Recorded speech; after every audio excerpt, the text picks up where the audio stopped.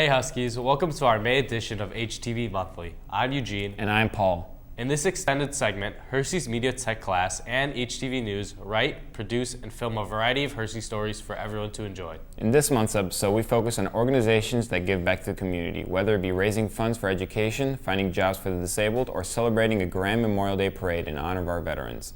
In addition, our seniors reflect on their HTV careers. So sit back, relax, and let HTV News show you these heartwarming and notable stories from within the Hersey community.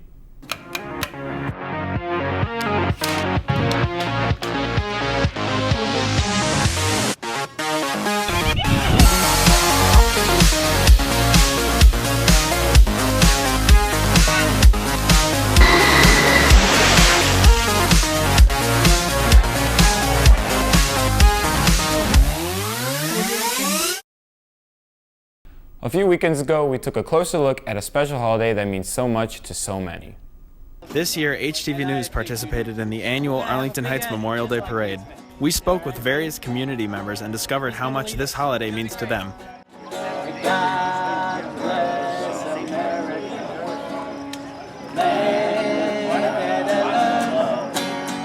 Stand beside and guide through the night with the light from above, from the mountain to the prayer. It's in remembrance of the fallen soldiers from every branch of service. It's a way for us to remember them, honor them, and always remember that we are able to enjoy things like this because of their sacrifices. My son served in the Marine Corps. He was killed in action in 2010. He was the last name read. So very glad to be here and to be part of this. Mainly remembering those who were killed in action or died of their wounds in service of our country, the military service of our country.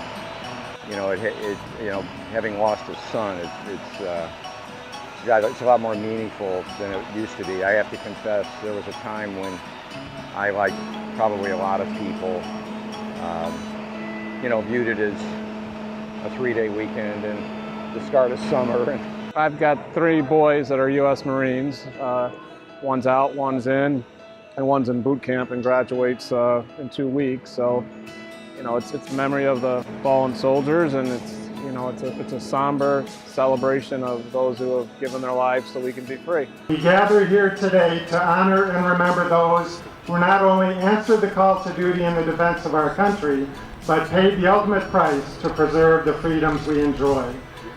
Arlington Heights residents have been among the 1.5 million Americans who have fought and died with heroism, honor, and distinction. Just that, Arlington Heights is a great community for Memorial Day. Obviously, we have one of the biggest parades around.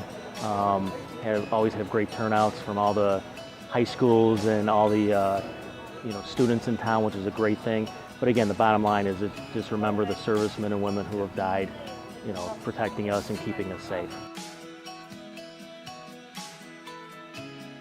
Respect them, respect their memories for keeping us safe. For HTV News, I'm Matt Short. Let's try and remember Memorial Day, not just as a 3-day weekend, but a time to thank our soldiers for their service. Next, we stayed in Arlington Heights and checked out a fundraiser where all proceeds benefit the local schools.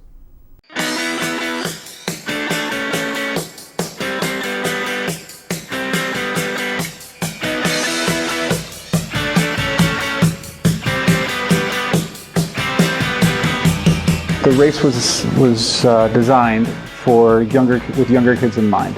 So it's a shorter race. It's a little bit shorter than a 5K. 2.62 is a micro marathon. Our goal for the whole event is to try to encourage a lifelong interest in fitness, particularly running. Lots of families. The amount of families, when you look at the list, there's groups of 4 last names with the same address. It seems to be a lot of that. My wife's been running this is her 4th year, and she finally convinced me to run it. I usually walk it with my daughter, but this year she convinced me to actually get out and get off the couch and run. Our sponsors are just fabulous.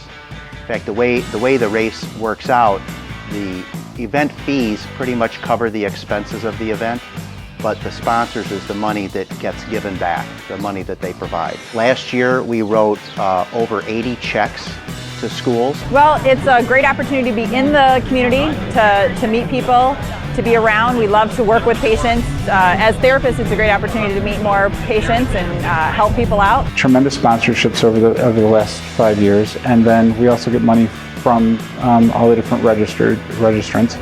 And between the two, whatever's left over, we donate every penny back to the schools. It's Run for Education. It's for schools, it's for kids, and that's our end, that's our niche. We work with nothing but kids. This all goes toward health initiatives and wellness initiatives and things at schools, at different schools, and so those are causes nobody could argue with.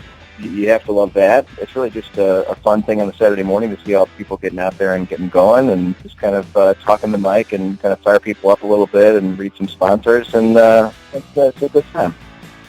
It's a great cause for education, for youth. As educators, we think it's important to make sure kids know that they need to be healthy, and also, all the proceeds from the race go back to the schools. Get out here, get exposure, get in the public, and help these kids. Obviously, schools need support, and we want to support them any way we can. Last year, for the first time, if somebody, like a student fee was $15, and we were actually able to donate back over $15. It was an amazing, it was a great thing for us last year. Due to our great sponsors, we were able to do that. School organizers, this is a way to get your kids interested in stuff. And the participants, it's just a lot of fun.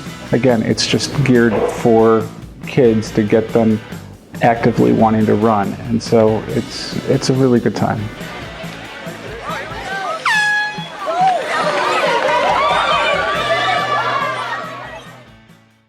Always great to see people's support for education. Now I need to get into shape and try running for next year. Up next is an organization focusing on a special group of young adults trying to find their potential career pathways.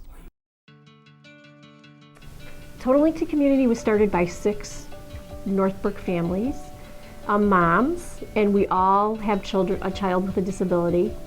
And we came together because we wanted to begin to plan for their adult life. So we moved here because we knew the schools were good and we were happy with the things that were happening for our children, but we also knew that once they became adults, that services are limited and resources are limited. So we wanted to keep them living here in the community where they grew up. So that's how Total Link to Community came to be. We all have a certain amount of clients, and so we are responsible for really kind of getting to know our clients through discovery, which is a process where we really get to know the person. We take a lot of time to get to know individuals and their skills, strengths, talents, different kinds of things. So what we do that's a little different is we create it. So we look at the business, what their need is, and what our clients' skills are, and we're trying to match them. So we're really trying to customize it for each individual. We went out to look for a job, so we go to local businesses in the area, and we happened to go into an orthodontist's office. And I came on, they kind of gave me the lead and said, we've tried to reach out to this place, do it again. So I did, and after several more times, they reached back out to us. Well, I'm working at ABT, and I work at electronics. I work here for 3 years, doing some more paperwork right at the upstairs at the office. And on Wednesdays, I do the security. She started out small. She started out like 6 hours a week, and she now works 12 hours a week. Everybody rallies around our clients to help them get their jobs and be successful in their jobs and be successful in their volunteer opportunities. Our main goal is to fade our job coaching support because we really want everyone to work independently and to be a part of the work environment, so get the support from their coworkers. Wow, what a great organization that benefits the community. For our last segment, we give the stage to our graduating seniors as they reflect on their journeys over the past 4 years. My name's Cassidy Schmidt. I've been in HTV for 2 years and I'm an editor. I'm Connor Stanley. I've been in HTV for 4 years and I'm an anchor. My name is Natalie Fuller. I've been in HTV for 3 years now and I'm an editor. Hi, my name is Mina Sabet. I have been in media tech for 3 years now and I am a news anchor. I'm Dan Girardi. I've been in HTV for 4 years and I'm a sports anchor and play-by-play announcer for basketball games on thecube.com. My name's Nicole Pappas. I've been a media tech student for 3 years and I kind of do everything. Well, I think initially I was like, oh, this is just kind of like a fun class where we just kind of like goof around, and that was with Murph. And then when Hatfield came in, he kind of made it more of like an actual class where we actually like do stuff. When I first got here, HTV was kind of like the class that you took if you just wanted to take a blow-off class. I think once Hatfield took over, it really turned into a real career class. I know personally, coming into media tech my sophomore year, I knew I wanted to be a news anchor, but I didn't really know what went into that. I thought I just had to sit there, look pretty, and read off of a teleprompter. So media tech has definitely helped me grow technically in this field, as well as just mastering how to be on camera and speaking to an audience. Under Mr. Hatfield, there's definitely a bigger emphasis on getting stories outside of Hersey and kind of extending our coverage to the community. We've definitely done a lot more projects that we get control over, and I like that. It gives us freedom and it lets us be creative. We've all grown, but there's been one constant, and that's been Rick Clems. He's definitely wiser than he gives himself credit for. He is a connoisseur of restaurants. He always knows where to get a good toothpick.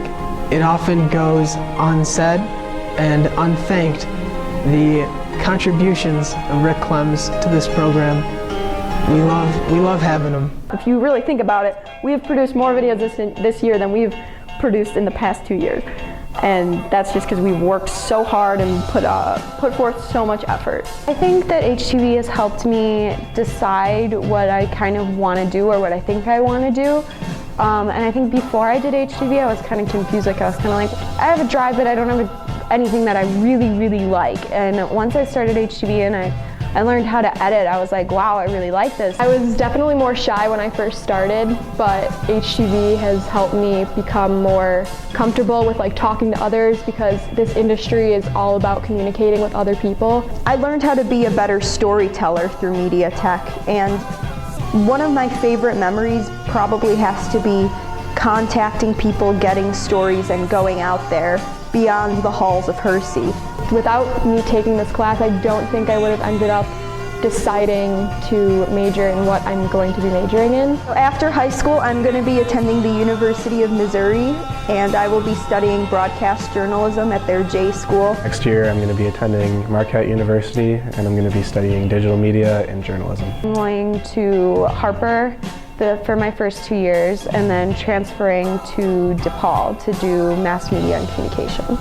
After I graduate, I'll be attending Indiana University to study film and television production. Next year, I'll be attending the University of Illinois at Urbana-Champaign. I'm studying broadcast journalism in the College of Media. I'm going to Savannah College of Art and Design, and I'm going to major in film and television. Without media tech, I don't think I would have, thought that that's a very realistic career.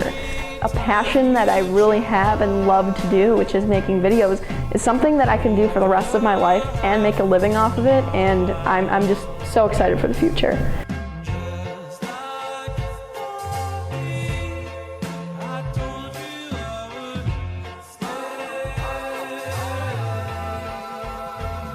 Hatfield's taken this program, I think, to new heights, but Clems was actually the one that took it to Egypt. Hey guys, HTV News here, and we're on our class field trip to Egypt. Thanks to our seniors for all your efforts. Don't worry, you left the program in good hands. That's it for this edition of HTV Monthly. From all of us here at HTV, see you next year, have a good summer, and keep the cameras rolling.